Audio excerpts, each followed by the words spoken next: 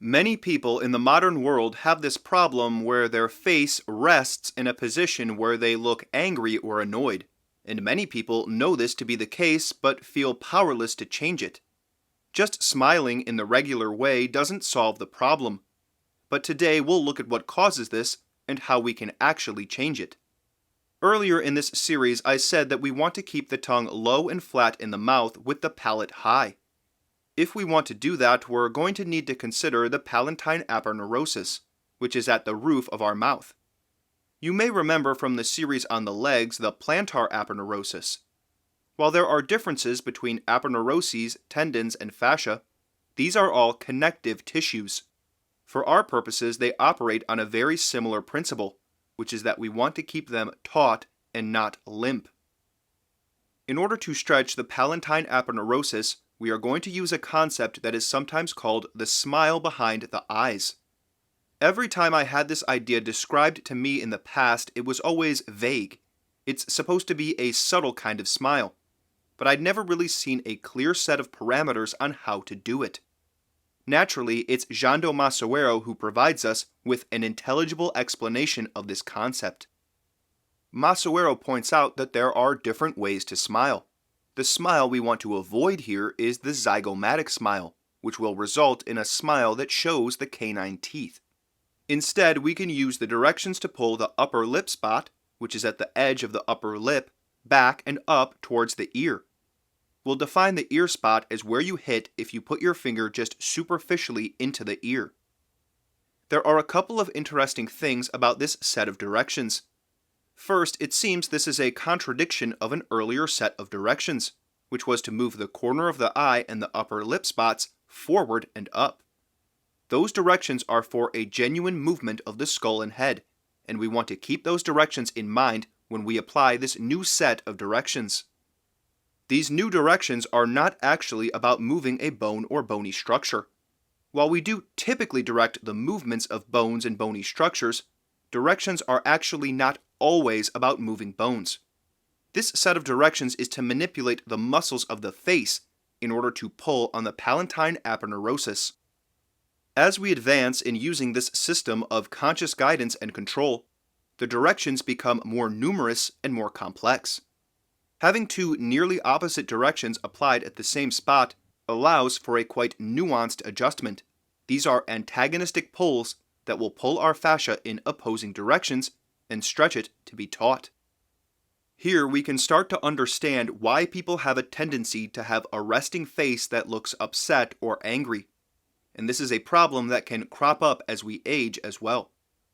What is causing this sad-looking mouth, and why does the zygomatic smile not help? Let's compare the trajectories of the zygomatic smile with this smile behind the eyes. The zygomaticus muscle attaches to the zygomatic bone, which is your cheekbone. That is a very upward trajectory, whereas the smile we want follows a more outward trajectory, towards the ear. Our goal will be to stretch the upper lip so that it becomes wider. This is another thing we can consider. We want to widen the upper lip, as most people will find they have a tendency to narrow the upper lip. A zygomatic smile will pull the edges of the upper lip way up, and that can cause a limpness in the center of the upper lip. This lack of engagement in the upper lip will allow the muscles below the lips to pull the corners of the mouth down. This will result in an angry or sad-looking resting expression. If we want to rid ourselves of this habitually upset look, we need to engage this area of the face in the correct way. With the smile behind the eyes, we can bring due tension into the upper lip. At first, you may have to pull more than you think, but remember, we don't need to show the teeth here. We want to pull the upper lip spots apart so that the upper lip widens. Doing this will also help us activate a muscle with an extremely long name. This muscle attaches to the upper lip and goes up along the sides of the nose. By stretching the fascia around the lip, the levator labii can act more efficiently and keep the ali nasi open. The ali nasi are the outer walls of cartilage that help make up the nostrils.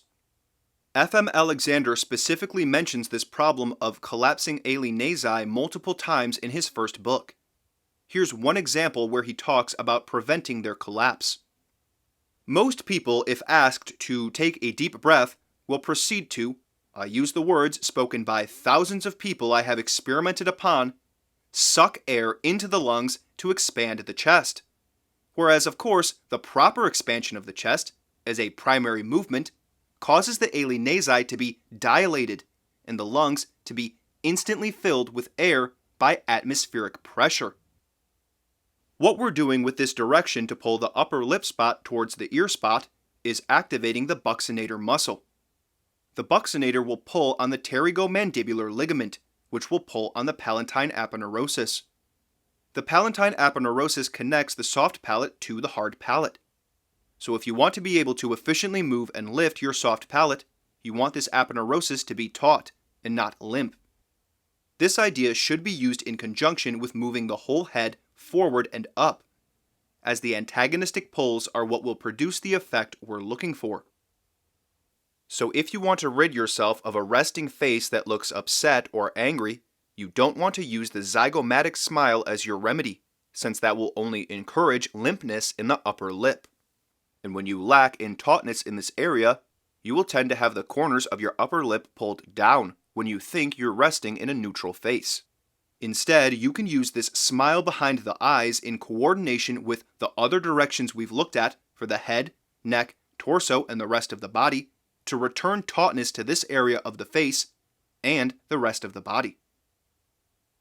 In the next episode, we'll return to looking at the neck and head more broadly and what happens with them in activity. Now that we have many directions and concepts to consider, observe yourself and see what happens to your head during various activities like walking, sitting, or squatting. Then join me next episode and we'll continue our journey.